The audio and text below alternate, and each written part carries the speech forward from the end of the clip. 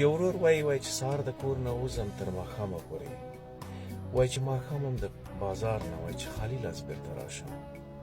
هېڅ څه شی وایي چې لاسته رانه شي، یعنې ورځ مې ټوله فالتو تېره شي. ګوره وروره، دغه د دنیا کنټرول د انسان په لاس کې ده او که د الله رب العزت په لاس کې، خو طبعا د الله په لاس کې ده. انسان ډېر بې صبره ده، بې صبري مه کوئ. زه د خپل ژوند یو څو تجربې درسره شریکوم.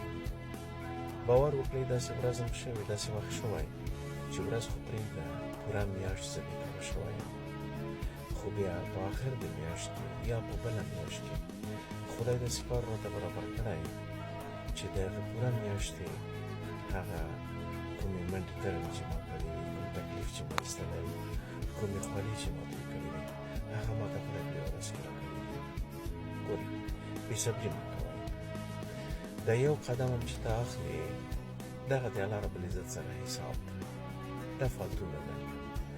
په کار پسې، په حلاله روزي پسې دی چې دغه یو قدم هم واخیسته، دا درته حسابوي او د دې هغه مزد الله رب العزت د تا په حساب کې درته لیکي، درکوي یې، خو یا به یو ورځې بعد یا دوه ورځې بعد یا لسې ورځې بعد دا درکوي.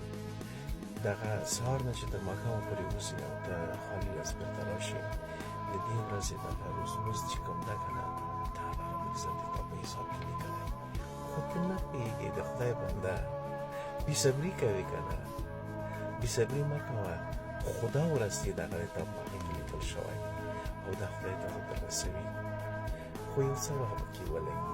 بېصبري خو ته نه کوه که نه. د دې دنیا کنټرول د انسان په لاس کې ده، نه ده که نه، هر څه د الله په لاس کې دي. الله رب العزت په قرآن کې نه دي ویلي چې ان الله یرزق من یشاء بغیر حساب.